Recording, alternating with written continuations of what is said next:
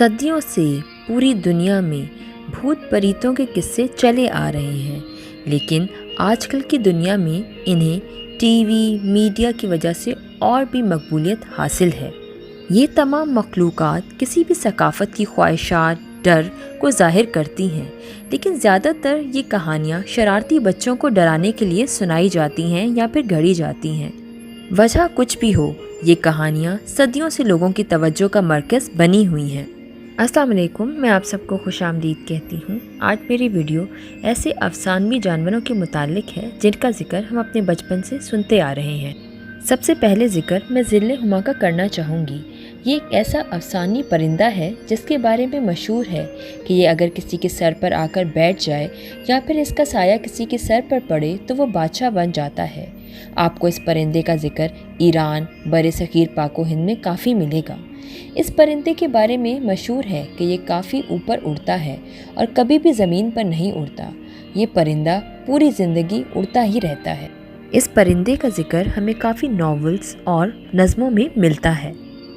दूसरे नंबर पर भी मैं जिसका जिक्र करूँगी वो भी एक परिंदा है और जिसका नाम फीनिक्स है।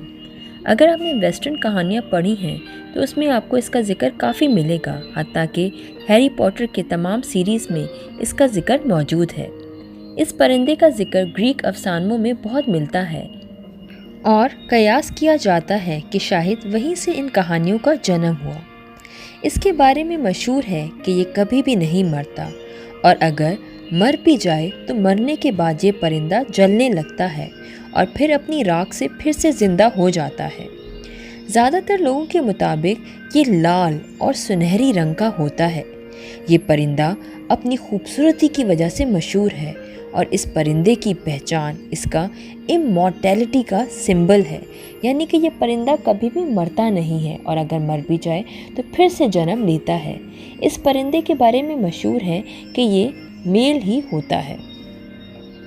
तीसरे नंबर पर मैं जिस जानवर का जिक्र करूंगी वो ड्रैगन्स हैं। ये एक अफसानवी जानवर है जो कि रेप्टाइल से मिलता जुलता है, लेकिन फ़र्क ये होता है कि ये उड़ भी सकता है और मुंह से आग भी निकाल सकता है। इसका जिक्र आपको मुख्तलिफ ममालिक की कहानियों में मिलेगा। ये एक वाहिद अफसानवी जानवर है जिसके बारे में गुमान किया जाता है कि शायद ये हकीकत में भी मौजूद हो।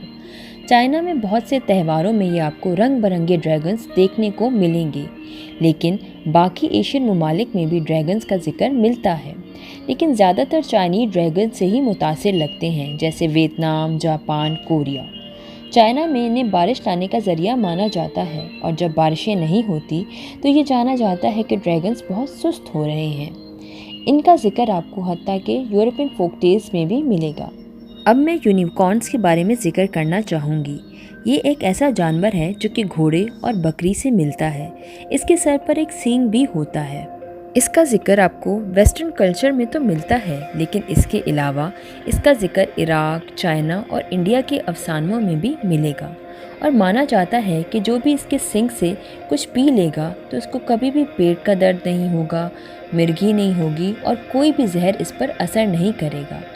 यूनिकॉर्न्स का जिक्र हमें आज से तकरीबन 4000 कबले मसीह से मिलता है।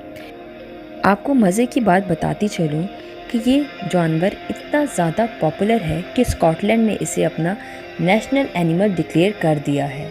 अब मैं आपको मरमेड्स का भी जिक्र करती चलूँ, जिनको हम जलपरियाँ कहते हैं।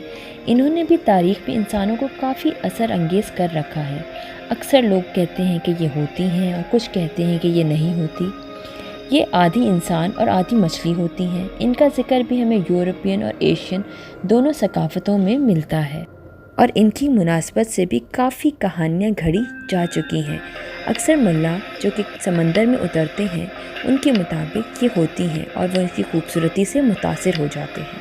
सबसे आखिर में मैं जिक्र बेसिलिस्क का करना चाहूँगी। इसका जिक्र हमें यूरोपियन लोक दास्तानों में मिलता है। इसको सांपों का बादशाह माना जाता है।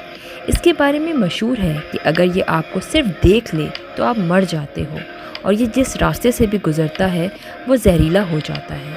आई होप आपको मेरी ये वीडियो पसंद आई होगी। अब आपसे नेक्स्ट वीडियो में नेक्स्ट टॉपिक के साथ मुलाकात होगी। तब तक अल्लाह हाफ़िज़, अपना ख्याल रखिएगा।